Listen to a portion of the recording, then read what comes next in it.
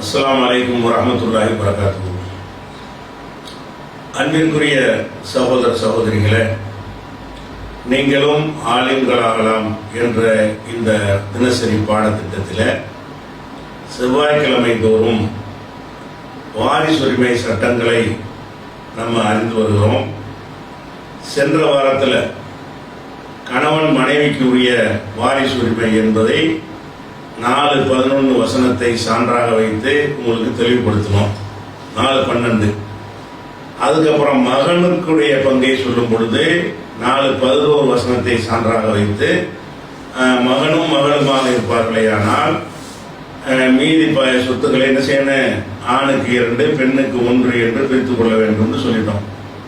2 பெண்கள் இருப்பார்கள் என்று சொன்னால், அதுக்கு மேலே இருப்பார்கள் என்று சொன்னால் ஆம்பளை இல்லாம 3இல் 2 பங்கு எடுத்துக் கொள்வார்கள்.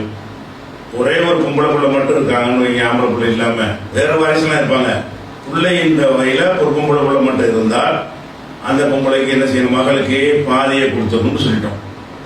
இந்த நிலையில இந்த இது பினிஷ் ஆயிடுச்சு. அதுக்கடுத்து தாய் தந்தையருடைய பங்கு எப்படி வரும்னு கேட்டா, தாய்க்கும் தந்தைக்கும் 6/1 கொடுப்போம். எப்ப பிள்ளை இருந்துச்சுன்னா என்னது, 6/1 தான். அப்ப யாருக்கு பிள்ளை இருந்தா தாய்க்கு 6/1, பிள்ளைன்னா செத்து போன ஆளுக்கு தான்.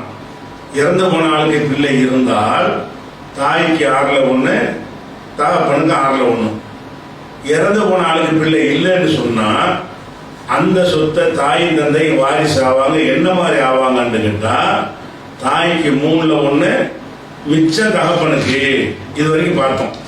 தாய்க்கு 3/1, மிச்சம் போற என்னது தகப்பனுக்கு என்று உள்ள விஷயத்தை பார்த்துக்கணும்.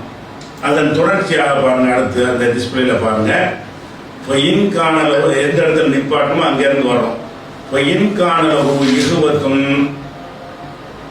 அவனுக்குன்னா இறந்தவனுக்கு தான் எல்லாமே. இறந்தவனுக்கு சகோதரர்கள், ஆண் சகோதரர்கள் இருந்தால் மிக சுதுசு, அவங்களுடைய அம்மாவுக்கு 6இல் 1 ஆகிவிடும். 3இல் 1 கிடையாது. அம்மாவுக்கு 3இல் 1 சொன்னோம்ல, 3இல் 1 கிடைக்கிறதா இருந்தா எப்பன்னு கேட்டா, புள்ளை இல்லாம இருந்தா 3இல் 1 கிடைக்காது. புள்ளை இல்லாமல் இருக்கணும், சகோதரர்களும் இல்லாம இருக்கணும். சகோதரர்கள் இருந்துட்டாங்கன்னு சொன்னா 6/1 ஆயிரும். எப்படி எல்லாம் பிரிக்கிறாங்க, தாய்க்கு 3இல் 1 சொல்லிட்டான். 3இல் 1 எப்பன்னு கேட்டா, இந்த அடுத்த வசனத்துல சொல்றான், அடுத்த வரியில அடுத்த வாக்கியத்துல எல்லாம் சொல்றான், இன்காணலகு இருபத்தும், இறந்து போனவருக்கு உடன்பிறப்புகள் இருந்தால், சகோதரர்கள் இருந்தால், மிக சுதுசு, தாய்க்கு 6/1.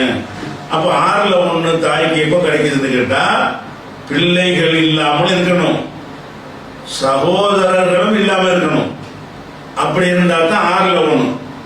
அப்ப சகோதரன் இருந்தான்னு வைங்களேன், அப்ப சகோதரன் இல்லாம இருந்தா தான் 3/1. சகோதரன் இருந்துட்டாங்கன்னு சொன்னாலும் தாய்க்கு 6/1 தான்.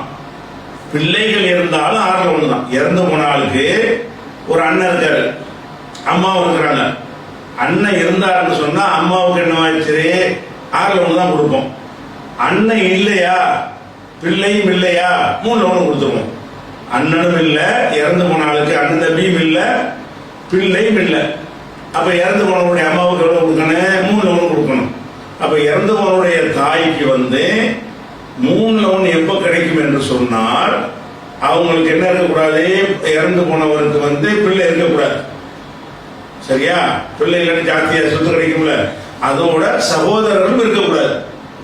சகோதரன் இறந்துட்டான்னு சொன்னா அப்ப 3/1 கொடுக்கறதுக்கு பதிலாக என்ன செய்வோம், 6/1 தான் கொடுப்போம். தகப்பனுக்கு அசம்பாவம் கிடைச்சிடும். தகப்பனுக்கு என்ன செய்ய, மீறி உள்ளதை மகனுடைய இடத்துல எடுத்துருவாரு, மகன் இல்லாதனால. இது எப்ப செய்யணும்னு கேட்டா, மின்பாதி வசியத்தின் யூசி பிகா, அவன் செய்த வசியத்தை நிறைவேற்றிய பிறகும், தைனின் கடனை நிறைவேற்றிய பிறகு இதை இவ்வாறு வழங்க வேண்டும். ஆபாவுக்கும், உங்களுடைய தந்தைமார்களோ, அபுனாவுக்கும், உங்களுடைய பிள்ளைமார்களிலோ, லா ததுருன, நீங்கள் அறிய மாட்டீர்கள், ஐயுக்கும் அக்கரபுலக்கும் நஃபா, உங்களுக்கு யார் அதிகமாக பயன் தரக்கூடியவர்கள் என்று உங்களுக்கு தெரியாது. அதனால நான் பங்கு வைக்கிறேன் நல்லா செய்வார் நினைச்சு நீ பாட்டு கொடுத்து விட்டுறாத. அவர் உன் விஷயத்தில் நல்லா இருப்பாரா, உன் புள்ள உன் விஷயம் நல்லா இருக்கும் உனக்கு தெரியாது. அதனால நான் ஒரு கணக்கை போட்டு வச்சுக்கிட்டேன். உன்னுடைய பிள்ளையின் மீது வெறுப்பின் காரணமாக பாப்பாவுக்கு கூட கொடுக்கறது, பாப்பா மேல வெறுப்பின் காரணமாக அவருக்கு இல்லாம ஆக்கி பிள்ளை கொடுக்கறது, இதெல்லாம் செய்யாத. உனக்கு தெரியாது யாரும் உனக்கு பயன் தருவார்கள் என்று உனக்கு தெரியாத காரணத்தினால் அது விஷயமாக நீ முடிவெடுக்காத, நான் தான் முடிவெடுத்து உனக்கு சொல்றேன். நான் முடிவெடுத்து சொல்ற விஷயம் என்னது, தகப்பனுக்கு என்னது தாய்க்கு என்னது நல்லா சொல்லிவிட்டான், பிள்ளைக்கு உள்ளது சொல்லிட்டான். அவ தகப்பனுக்கு என்ன கிடைக்கும்னு கேட்டா 6ல் 1 கிடைக்கும். பிள்ளைகள் இருந்துட்டாங்கன்னு சொன்னா அவருக்கு என்ன செய்யும், பிள்ளைகள் இல்லாட்டி 3ல் 1 கிடைக்கும். சரியா, பிள்ளைகள் இல்லாட்டி அசபா மிச்சத்தை எடுத்துக்குவாரு. பிள்ளை இருந்துச்சுன்னு சொன்னா தகப்பனாருக்கு 6ல் 1, தாயாருக்கு பிள்ளையும் சகோதரர்களும் இல்லாம இருந்தா 3ல் 1 கிடைக்கும். பிள்ளையோ சகோதரர்கள் இருந்தாங்கன்னு சொன்னா 6ல் 1 கிடைக்கும். இப்படின்னு சொல்லி இந்த வசனத்துல சொல்லிடுறான்ல. சொல்லிவிட்டு ஃபரீலத்தம் மினல்லாஹி, இது அல்லாஹ்விடம் இருந்து உள்ள ஃபரீலத்து, பாகம் கடமை. ஃபர்ல உள்ளதான் ஃபரீலத்துங்கிறது. ஃபரீலத்து மினல்லாஹ், இது அல்லாஹ்விடம் இருந்து உண்டாக்கப்பட்ட ஒரு சட்டம். இன்னல்லாஹ கான அலீமன் ஹக்கீமா, அல்லாஹ் அறிந்தவனாகவும் நுணுக்கம் உள்ளவனாகவும் உனக்கு ஒண்ணு தெரியாது, நான் சொல்றபடி கொடு அப்படின்னு சொல்லி அல்லாஹ் என்ன செய்யறான்னு கேட்டா, இந்த பாக பிரிவினை சம்பந்தமாக இந்த 2 வசனத்துக்குள்ள எல்லாத்தையும் எல்லாம் அடைக்கிறான். அதுக்கு அடுத்தது இன்னொரு வசனத்துல ஒரு இந்த பாக பிரிவினை சம்பந்தமா வருது. அது 4:103 வசனம், வேற வசனம் கிடையாது. இந்த வாரிசுரிமை சம்பந்தமாக குர்ஆன்ல உள்ளது 3 இடங்கள் தான். 3 இடங்களுக்குள்ள எல்லாத்தையும் எல்லாம் அடைக்கிறான். 4வது அத்தியாயம் 176 வசனத்தில் எல்லாம் சொல்லி காட்டுகிறான். இஸ்தப்தான ஃபத்வா கேட்கிறது. இஸ்தப்தூனக, உம்மிடத்தில் ஃபத்வா மார்க்க தீர்ப்பு கேட்கிறார்கள். குல், நபி நீங்கள் சொல்லுங்கள், அல்லாஹு யுஃப்திக்கும், அல்லாஹ் உங்களுக்கு ஃபத்வா தருகிறான், தீர்ப்பளிக்கிறான். ஃபில் கலாலத்தி, கலாலா விஷயத்துல. கலாலான்னு சொன்னா அதுக்கு என்ன அர்த்தம்னு சொன்னா, அதாவது தூரத்து உறவினர் அதை சொல்லுக்கு அர்த்தம். கலாலான்னு என்ன அர்த்தம், தூரத்து அகராதிகள் அர்த்தம் தூரத்து உறவினர். ஆனா தூரத்து உறவினருக்கு இந்த இடத்துல என்ன அர்த்தம்னு கேட்டா, ஒருத்தன் இறந்துருவான், இறந்த உடனே அவனுக்கு பிள்ளைகள் இல்லை, தாய் தகப்பனும் இல்லை, அவனுக்கு ஒரு சகோதரி மட்டும்தான் இருக்கிறான். ஒருத்தன் இறந்துடுறான், இறந்தவனுக்கு யாரும் இல்லை, தகப்பனும் இல்லை, இறந்தவனுக்கு பிள்ளையும் இல்லை, அக்கா சகோதரன் ஆம்பளை சகோதரனும் இல்லை. அப்ப அக்காவோ தங்கச்சியோ மட்டும்தான் இருக்கிறாங்க. மூத்த பிள்ளை இல்லாத வாரிசு. ஒரு ஆள் இறந்து போயிடுறாரு, இறந்து போனாலும் யாரும் இல்லை, பிள்ளையும் இல்லை, தகப்பனாரும் இல்லை. அப்படி இருந்தாரே ஆனால் உலகு உக்துன், ஆனா ஒரு சகோதரி ஏற்பாடையானால் ஃபலஹா நிஸ்ஃபு மா தரக, அவன் விட்டு சென்றதில் பாதி அவளுக்கு போய்விடும். சகோதரிக்கு பாதி கிடைக்கும். எப்ப கிடைக்கும், அந்த அவனுக்கு பிள்ளை இல்லை என்றான். இறந்து போன ஆளுக்கு பிள்ளை இல்லை என்று சொன்னால் அப்ப என்ன செய்ய, அவனுக்கு சகோதரிக்கு பாதி கிடைச்சோம். ஒகுவ எரிதுகா, அவளுக்கு வாரிசாவான். மாத்தி போட்டுக்கணும். அவ இறந்துட்டான் வைங்க, அதாவது இப்ப இவன் இறந்துட்டு அக்கா உசோட இருக்கிறாங்க. அப்ப அக்கா புள்ள குட்டிலாம் இல்ல, அப்ப அக்காவுக்கு பாதி கிடைச்சிடும். அப்ப மாத்தி வச்சுக்கிறங்க, அக்கா இறந்துடுறாங்க, இவன் உசோட இருக்கிறான், அக்காவுடைய சொத்து இருக்கிறது. அதுக்கு எல்லாம் என்ன செய்யறான்னா, ஒகுவ எரிதுகா, அவளுக்கு வாரிசாக வருவான். அண்ணனும் சகோதரனுக்கு சகோதரி வாரிசாக வர மாதிரி சகோதரியின் சொத்துக்கு சகோதரன் என்ன செய்வான், ஒவ்வொரு எரிசுகா, அவளுக்கு வாரிசாக வருவான். இது எப்ப பாதி கிடைக்கும் என்று சொன்னால் 2 பேருக்கு பாதி தான். இப்ப அக்கா சொத்துல இருந்து தம்பிக்கு பாதி, தம்பி சொத்துல இருந்து அக்காவுக்கு பாதி. தம்பின்னா அண்ணன் வச்சுக்கலாம், அண்ணன் தம்பி 2க்கு தான். அக்கான்னா அக்கா தங்கை, அப்படி சகோதரன் வச்சுக்கிறவர். அப்ப சகோதரன் இறந்துட்டான்னு சொன்னா அவனுக்கு பிள்ளை இல்லாட்டி அவன் சொத்துல பாதி யாருக்கு, சகோதரி இறந்துட்டான்னு சொன்னா அவன் சொத்துல பாதி பிள்ளை இல்லாட்டி அது அல்லாஹ் சொல்றான், எப்படி சொல்றான்னு கேட்டா இல்லம் யகுல்லஹா வலதும், இந்த வாசகத்துல வழங்கியது எப்படி இருக்கு, பிள்ளை இல்லாவிட்டால் சகோதரிக்கு பாதி எப்ப கிடைக்கும், சகோதரிக்கும் சகோதரனுக்கும் பாதி கிடைக்க வேண்டுமா இருந்தால் புள்ள இருக்கக்கூடாது. புள்ளன்னா சகோதரிக்கு புள்ள வழங்கக்கூடாது. எப்பவுமே செத்து போனாலும் புள்ள புள்ளன்னு சொல்லுவோமா, யாருக்கு தான் அது, யாருடைய சொத்தை பத்தி பேசுறோமோ அவருக்கு தான். இல்லம் யகுல்லஹா வலதும், அந்த சகோதரி மூத்தா போன சகோதரிக்கு பிள்ளை இல்லை என்று சொன்னால் அவன் வாரிசாவானா பாதி ஆயிடுவான். இன்கானத்தா இசனத்தைனி, ரெண்டு சகோதரி இருக்கிறாங்க, பிள்ளை இல்ல, ரெண்டு அக்காவும் ரெண்டு தங்கச்சியும் இருக்கிறாங்க. ஃபலஹுமா சுல்தானி, அவங்களுக்கு 2/3, 3/2 உண்டு. மிம்மா தரக்க, விட்டு சென்றது இருக்குது. சரி, ஒருத்தன் இறந்து போயிட்டான், சகோதரியும் சகோதரனும் கலந்து இருக்கிறாங்க. அதாவது ஒருத்தன் இறந்துடுறான், சகோதரி மட்டும்தான் இருக்கிறா என்று சொன்னால் அவளுக்கு பாதியை கொடு, மகள் மாதிரி, மகளுக்கு பாதியை கொடுத்த மாதிரி. அப்ப சகோதரி மட்டும் இல்லாம ஒரு இறந்து போனாலுக்கு ஒரு அண்ணனும் ஒரு அக்காவும் இருக்கிறாங்க. அப்ப சகோதரர் 2 பேரும் கலந்து இருக்கிறாங்க. அப்படி இருந்தால் ஒயின்கான இகுவத்தன் ரிஜாலன் நிசான், ஆணும் பெண்ணுமாக அந்த சகோதரர்கள் இருப்பார்களே என்று சொன்னால் இரண்டு பெண்களுடைய பாகம் போன்றது ஒரு ஆணுக்கு, இப்படி பிரிச்சுக்கிறங்க. அப்ப என்ன செய்யணும், ஒருத்தர் இறந்துட்டான், ஒரு அக்கா ஒரு தம்பி, 3 பங்கு வைக்கணும். ஏன்னா அக்காவுக்கு ஒரு ஆளு, தம்பிங்கிற 2 ஆள், ஆம்பளை 2 எண்ணிக்கணும். அப்ப 2 1 3 மிச்சம் உள்ள சொத்துக்களை 3/2 பங்கை எடுத்து என்ன செய்யணும், மீதி உள்ள சொத்தை எடுத்து அசபாங்கிற முறையில, ஏன்னா தகப்பன் இருந்தா அவன் அசபாயிருவான். இப்ப தகப்பனும் இல்லை, பிள்ளையும் இல்லை. தகப்பன் பிள்ளை இல்லாட்டி அடுத்த நிலை யாரு, சகோதரன் தானே. ஒரு மனிதனுக்கு ஃபர்ஸ்ட் இடம் பிள்ளை, பிள்ளை தான் அசபா வருவான். பிள்ளை இல்லாட்டி தகப்பனார் மிச்சத்தெல்லாம் எடுத்துக்குவான். இப்ப தகப்பனார் இல்லைன்னா யார் எடுக்கணும், சகோதரன் தான் எடுத்துக்கணும். அப்ப சகோதரனோட சகோதரி சேர்ந்து இருப்பார்கள் என்று சொன்னா என்ன செய்யணும், மீதி உள்ளதெல்லாம் ஒரு மகன் எடுக்கிற மாதிரி சகோதரன் எடுத்துக்கொள்வான். எப்படி எடுத்துக்கொள்வான், ஆணுக்கு 2 பெண்ணுக்கு 1 என்கிற கணக்குப்படி எடுத்துக்கொள்வான். அப்ப ஒரு ஆள் மூத்தா போறாரு, அவருக்கு பாப்பாவும் இல்லை, அவருக்கு பிள்ளைகளும் இல்லை, ஒரு அக்கா தான் இருக்கிறாங்க, பாதியை கொடுத்துரு. 2 அக்கா இருக்கிறாங்க, 2/3 3/2 கொடுத்துரு. பாதிக்கு பதிலாக 3/65 66% கொடுத்துரு. அல்லது இப்படி இருக்கிறாங்க, இறந்து போனாலுக்கு ஒரு ஆம்பளை சகோதரனும் இருக்கிறாங்க, சகோதரியும் இருக்கிறாங்க. 10 சகோதரன் 5 சகோதரி வச்சுக்க, 1க்கு 1 கூட வச்சுக்க, 2ம் கலந்து இருப்பார்களே. ஆனால் இரு பெண்களுடைய பாகம் போன்றது ஒரு ஆணுக்கு உண்டு. இந்த மாதிரி பிரிச்சுக்கிறங்க. பையனுள்ளாவுக்கும் அன்தலில்லு, நீங்கள் வழி தவறக்கூடாது என்பதற்காக அல்லாஹ் உங்களுக்கு தெளிவுபடுத்துகிறான். வல்லாஹு பிக்குல்லி ஷைஇன் அலீம், அனைத்தையும் அல்லாஹ் அறிந்தவனாக இருக்கிறான் அப்படின்னு சொல்லி அல்லாஹ் இந்த பாகப்பிரிவினை சட்டத்தை பினிஷ் பண்ணிடுவான். 1 2 தான் இதுல அடங்காதது இருக்கும், அது ஹதீஸ்ல கிடைக்கும். 1 2 எல்லாம் இதுக்குள்ள அடங்கி இவ்வளவுதான் இருக்கு. ஒரு மனிதனுக்கு உறவுங்கிறது இவ்வளவுதான் இருக்கும். ஒண்ணு அவனுக்கு பிறந்த பிள்ளைகள், அதனுடைய சட்டம் சொல்லியாச்சு. அல்லது அவனை பெருத்தெடுத்த ஆளுங்க, அதையும் சொல்லியாச்சு. அவங்க 2 பேர் இங்கிட்ட இல்லை அங்கிட்ட இல்லைன்னா அது கூட பிறந்த அண்ணன் தம்பிமார்கள் தான், அக்கா தங்கச்சிமார்கள் தான், அதையும் சொல்லியாச்சு.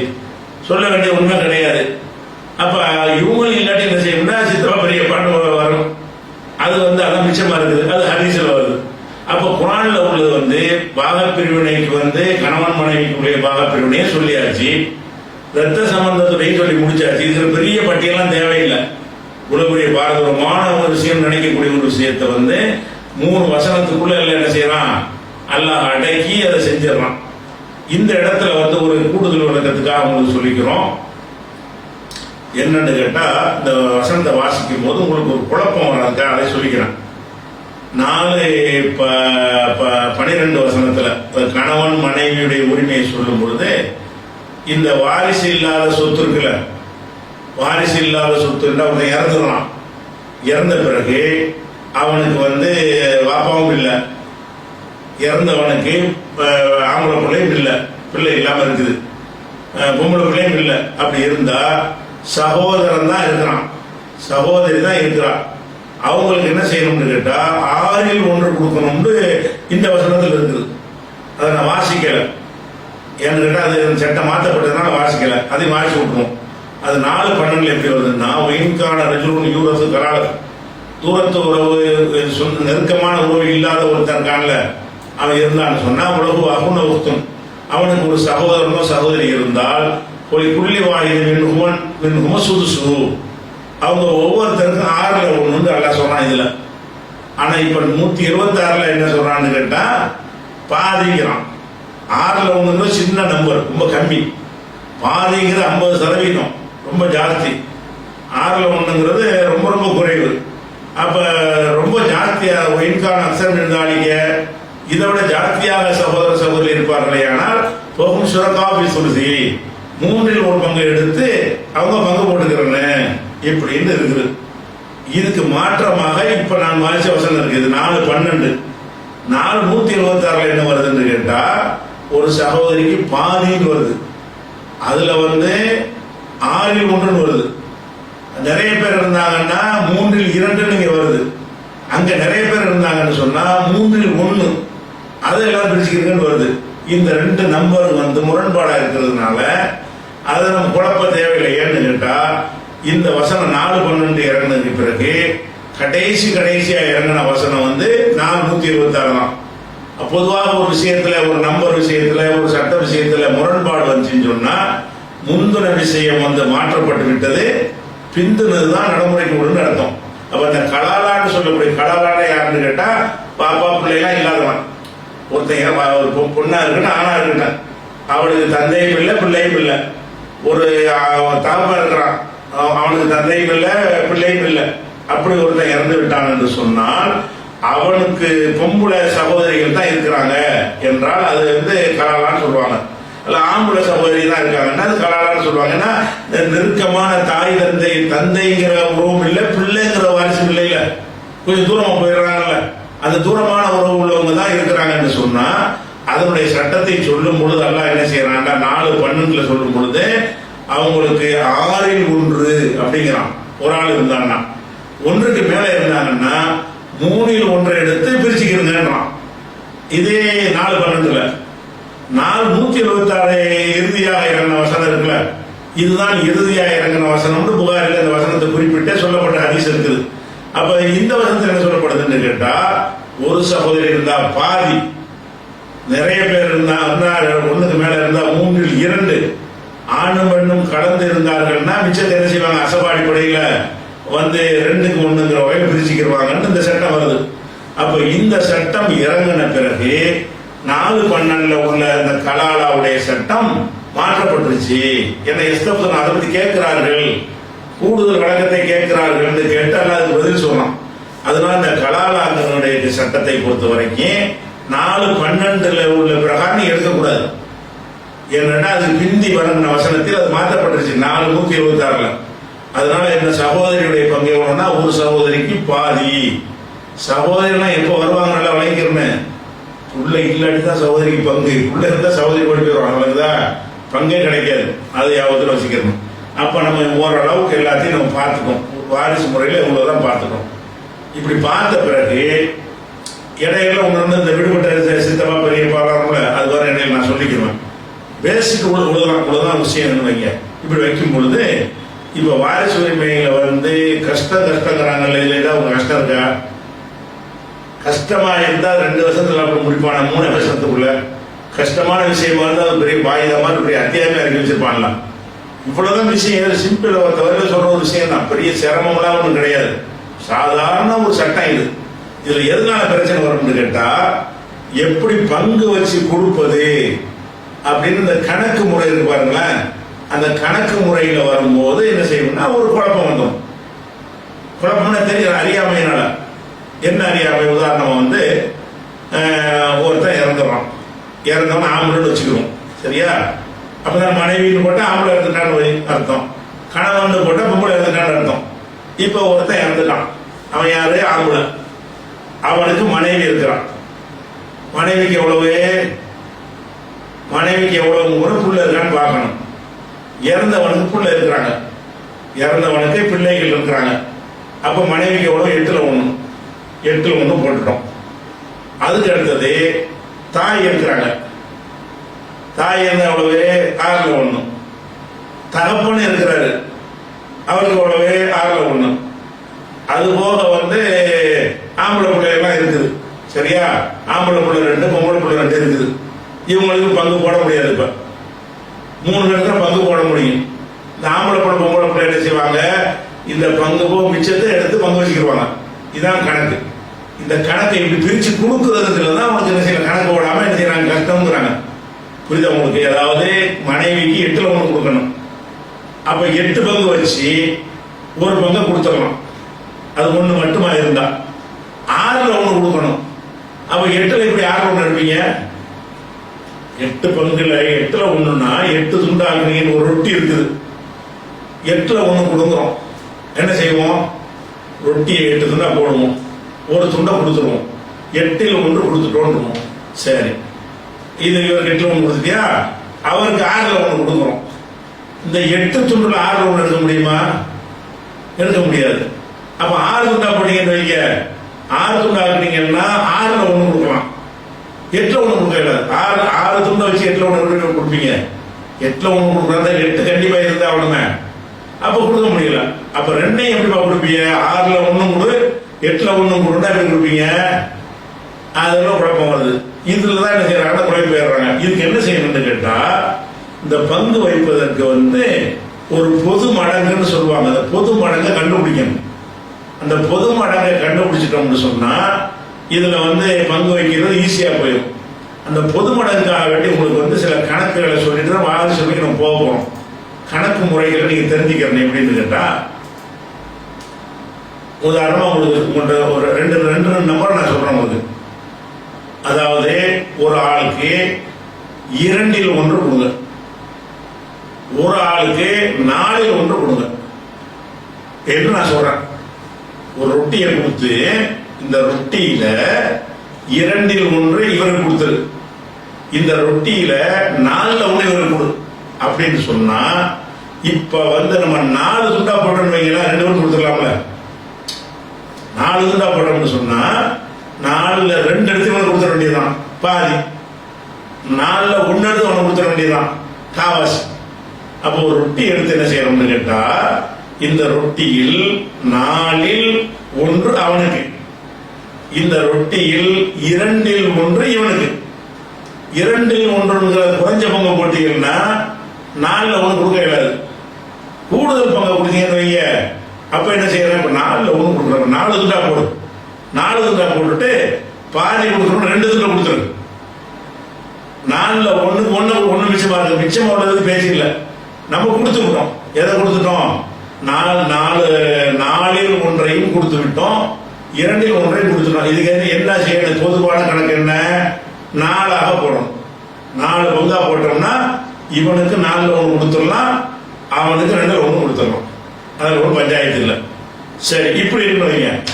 ஒரு ஆளுக்கு 4ல் 1, ஒரு ஆளுக்கு 5ல் 1 எப்படி கொடுக்குறது? இப்ப ஒரு ஆளுக்கு 4ல் 1, 4ல் 1 அந்த ரொட்டியை கொடுத்து இதில் 4ல் 1 அவனுக்கு கொடுக்குறேன். அதை மட்டும் சொன்னா 4 துண்டை போட்டு ஒரு துண்டை கொடுத்துருவீங்க. நான் அதோடு சேர்த்து சொல்றேன், இவனுக்கு 4ல் 1 கொடுத்தியா, இவனுக்கு 5ல் 1 கொடுக்குறேன். இன்னொரு ஆள் இசுபாயிலுக்கு 5ல் 1 கொடு, இப்ராஹிமுக்கு 4ல் 1 கொடுக்குறேன். அப்ப 4 துண்டா ஏற்கனவே போட்டாச்சு. 5ல் 1 எப்படி எடுக்கிறது? 4 துண்டா போட்டா 4ல் 1 எடுத்துடலாம். என்னடா குழம்பு? சரி, பெரிய நம்பரை போடுவோம். இந்த 5 துண்டா போட்டோம். 5 துண்டா போட்டீங்கன்னா 5ல் 1 கொடுத்துடலாம். அதுல 4ல் 1 கொடுப்பீங்க. 5 துண்டா ஆக்கின பிறகு இவனுக்கு 4ல் 1 கொடுக்கணும், கொடுக்க முடியாது. இப்ப என்ன செய்யறது? இப்ப என்ன செய்யணும்னு கேட்டா, இந்த 2 நம்பரையும் பார்க்கணும். எந்த நம்பரை பார்க்கணும்? 5ல் 1 4ல் 1ங்கிறோம்ல, இந்த 5 4 ஒண்ணுக்குள்ள 1 நுழையுமா? நுழையாது. நுழையும்னா மீதி இல்லாம நுழையாது. அப்ப இந்த 2ஐயும் ஒரு நம்பர் வகுக்குமா? 2ஆல 4 வகுக்க முடியும், 5 வகுக்க முடியுமா? அப்ப இந்த 2 நம்பரையும் ஒரு நம்பர் வகுக்க மாட்டேன். இன்னொன்னு என்னன்னு கேட்டா இந்த நம்பர் இந்த எண்ணு வந்து அதுக்குள்ள முழுசா நுழைய மாட்டேங்குது. அப்படி இருந்துச்சுன்னு சொன்னா 5ல் 1 4ல் 1 நீங்க கொடுக்கணுமாக இருந்தால் அந்த 5 4 பெருக்கணும், 20 ஆக்கணும். 20 துண்டு போடுங்க ரொட்டியை. ஒரு ரொட்டி எடுத்து 20 பீஸா போட்டுருங்க. இப்ப நீங்க 20ல் 5ல் 1 எவ்வளவு? 4. 20ல் 4ல் 1 எவ்வளவு? 5.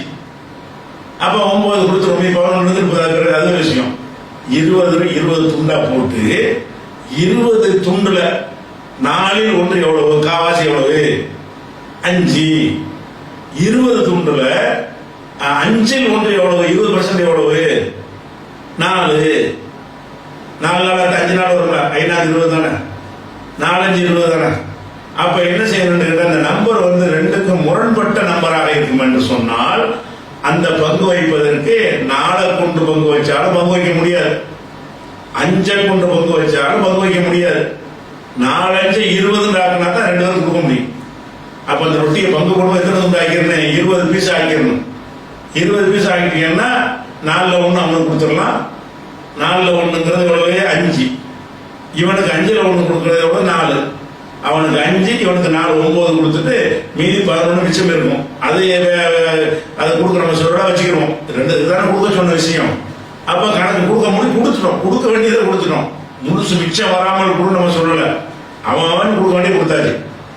அதே நேரத்தில் வந்து 2 4ன்றோம்ல, ஒருத்தருக்கு 2ல் 1 கொடு, ஒருத்தருக்கு 4ல் 1 கொடுக்குறோம். இந்த 2 வந்து 4க்கு நுழையும்ல, 2 டைம்ஸ் மிச்சம் இல்லாம 2 4. அப்ப இந்த 2 வந்து 4க்குள்ள இருமுறை அடங்குது. அப்ப நீங்க பெரிய நம்பர் எடுத்தா போதும். அப்ப எத்தனை நம்பர்? 4 2 8 பங்கு தேவையில்லை. 4ல கொடுக்க முடியாது, 8 ஆக்கணும்.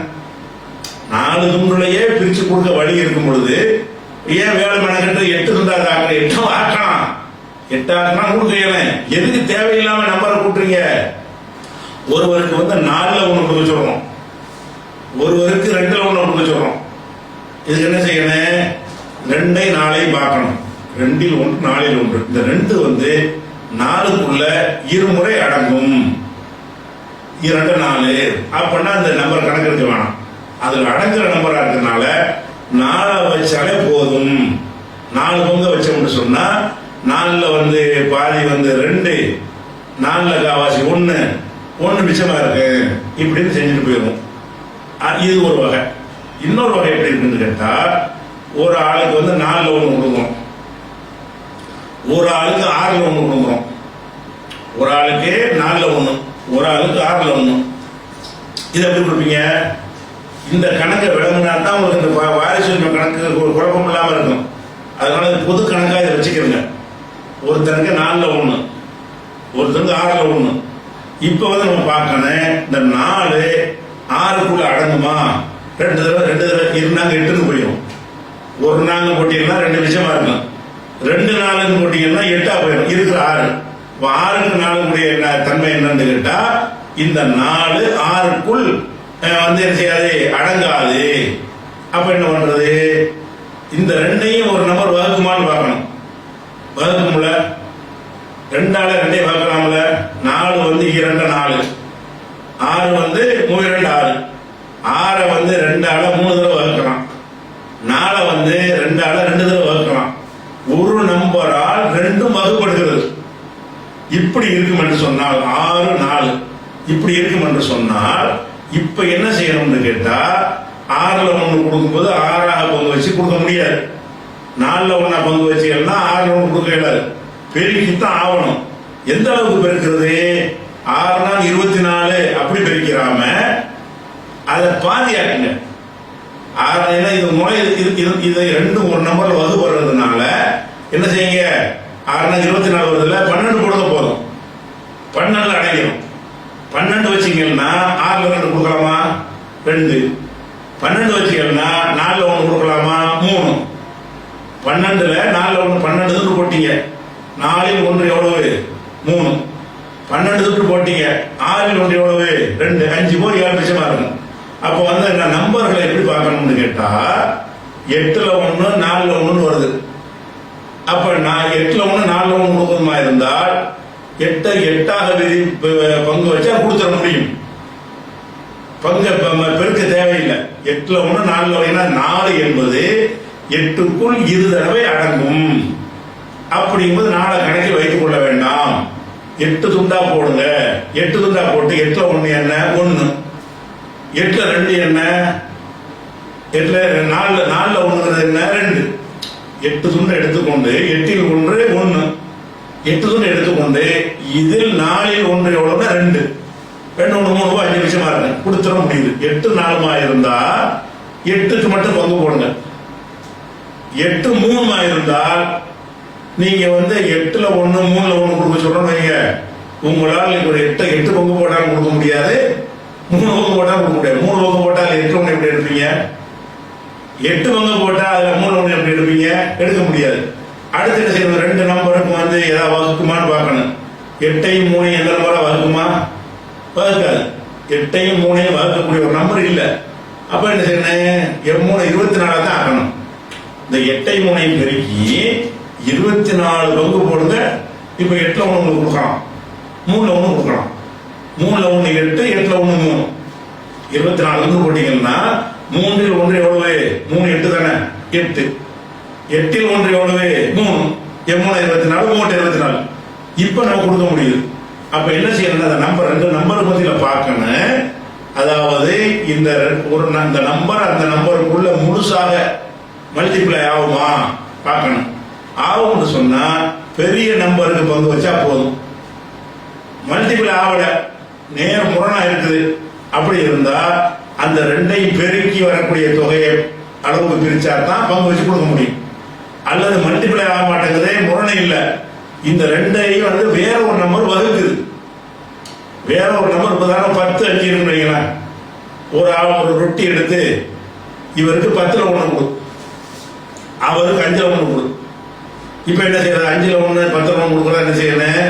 10 தான் போடுங்க. இப்ப 5 தான் உங்களுக்கு நுழையும்ல, 2 10 வரும்ல, மிச்சம் இல்லாம உள்ள போயிடுதுல.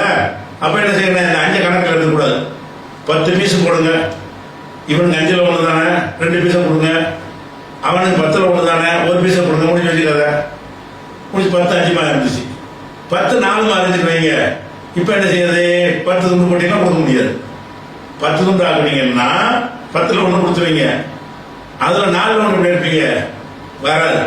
அப்ப என்ன செய்யணும்? இந்த 10க்கு 4க்கு என்ன உறவுன்னு பார்க்கணும். 10க்கு 4க்கு என்ன உறவு? இந்த 10ஐயும் இந்த 4ஐயும் ஒரு நம்பர் வகுக்கும், 2 வகுக்கும். 2 4, 2 10 அப்படின்னு சொன்னா பைக்கா 40 வருதுல, அது 20 ஆகிக்கிறது. 20 பங்கு போட கொடுத்துடலாம். இப்ப 40 பங்கு போட்டாலும் கொடுக்கலாம். எதுக்கு தேவையில்லாம 40 ஆக்கணும்? 20 பங்கு ஆக்குனீங்கன்னா 10ல் 1 எவ்வளவு? 2, 2 20 2, 4ல் 1 எவ்வளவு? 5, 20ல் 4ல் 1 எவ்வளவு? 5. அப்ப பங்கு கொடுக்க முடியுதா இல்லையா? அப்ப இந்த பங்கு கொடுத்தல் என்பது நம்ம வாரிசு முறை என்ன வருதுன்னா, ஒரு ஆளுக்கு 8ல் 1 வருது, ஒரு ஆளுக்கு 4ல் 1 வருது. 8ல் 1 4ல் 1 எப்படி கொடுக்குறது? அதன் குழப்பம். 6ல் 1 வருது. அப்படி குழப்பம் வரும் என்று சொன்னால் அது காரணம் அந்த பேசிக்கான கணக்கு தெரியாததான் காரணம்.